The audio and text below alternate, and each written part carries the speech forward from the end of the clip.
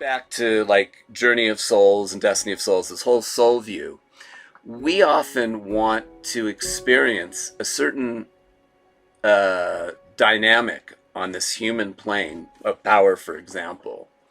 And we may want to be on both sides of the coin. So for example, we may be a thief in a lifetime and just take what we want from other people and not care about it. Just say, oh, you got something I want, I'm stealing it. But when we go back to the soul realm and we review that life, we may decide, okay, I experienced stealing from other people. Now I want to know what it feels like to be the victim of that dynamic. I want to feel what it feels like to have people steal from me. You know, it doesn't have to be literally stealing. It could, taking away all kinds of stuff. It could be taking away a loved one. Somebody steals the love of your life. It doesn't really matter what the details are. So there's this desire of the soul to experience both sides of the coin. And this is not punishment. There's no judging God saying, okay, you stole, now you're going to be stolen from. And it's not what a lot of people would call karma. Like you've got to balance it out, which again is kind of like you need to pay for your sins, even though there may not be a God there.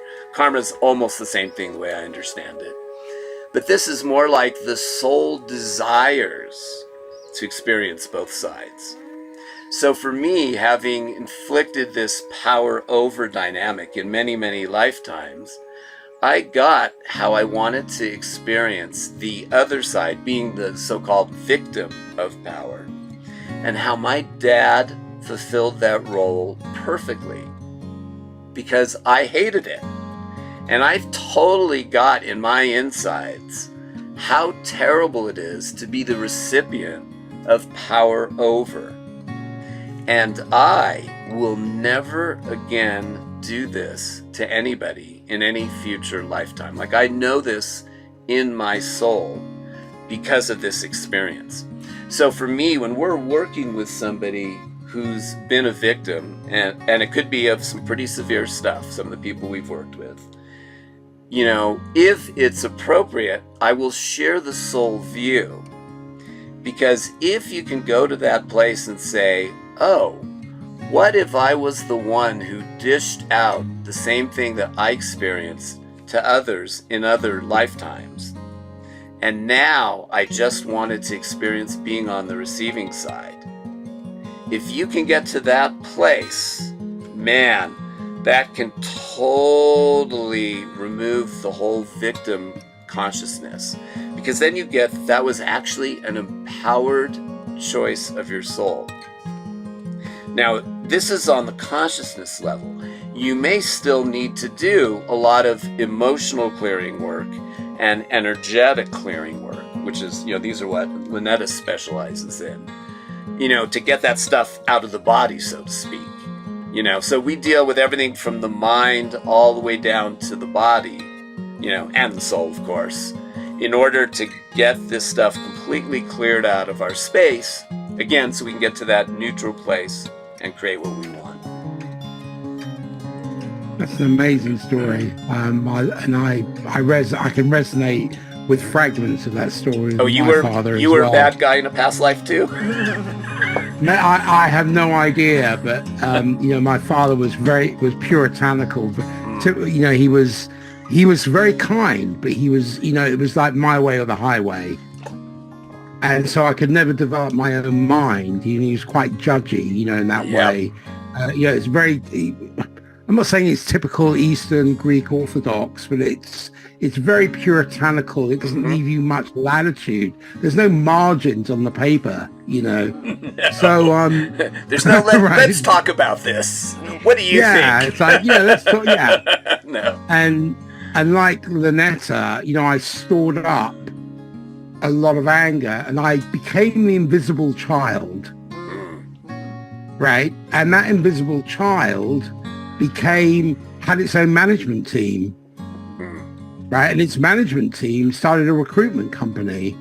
They started to recruit others that would want to sympathize with that particular dynamic. Yeah. And that's what, back to your point earlier about healing that and looking at that before you move into the vertical axis, you've got to understand that horizontal plane, that relative plane, before you can really become more tethered to that absolute plane. Otherwise, you're just bypassing it, and that brings its own problems. And so I really resonate that. What was the antidote to being a victim for you? Which one of us? For me? Yeah. For you, Mark. Well, the soul view itself, like getting that, oh, I as a soul probably wanted to experience this, so I could get it in my kishkas, how bad it is to treat somebody as an object. So on the intellectual, thought level, spiritual level, that was huge for me.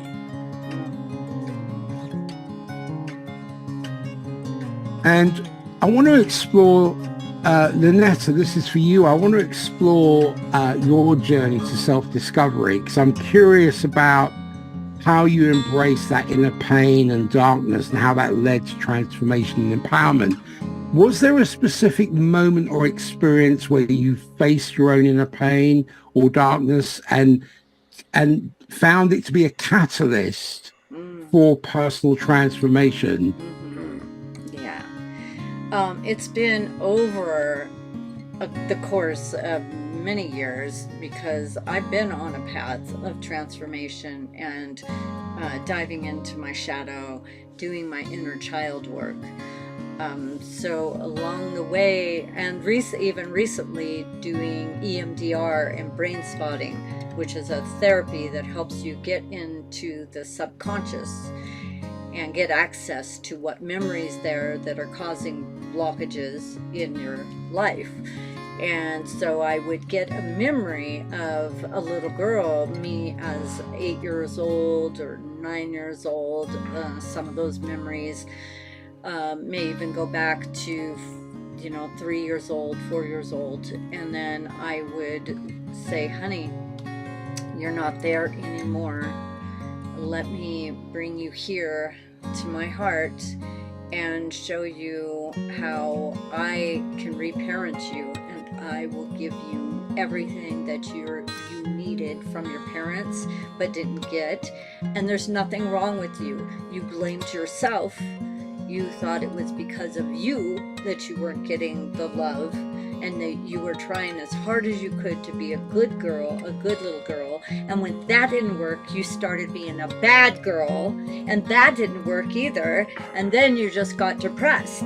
And I was depressed at a very young age. So I go back to my younger self, and any memory that comes up from my subconscious mind, I will go in as the adult, as the higher self, and go in and reparent her and say, honey, come home with me. I see you. I get you. There's no one that gets you like I do. And I totally love you. And all your needs and all your wants are totally okay. And let's get some of those taken care of. What's first on your list? What do you want to do? You want to go blow bubbles? So I'll actually go to the toy store and I'll go get the bubbles and we'll play bubbles. It's like, give her what she needs. And mostly it's that she wants to, my younger self wanted to express her creativity and have it be acknowledged and celebrated. So now when I create something, I make a big deal of it. I'll create a drawing and I'm like, wow, this is so beautiful. Let's print it up and put it up on the fridge and honor it and just celebrate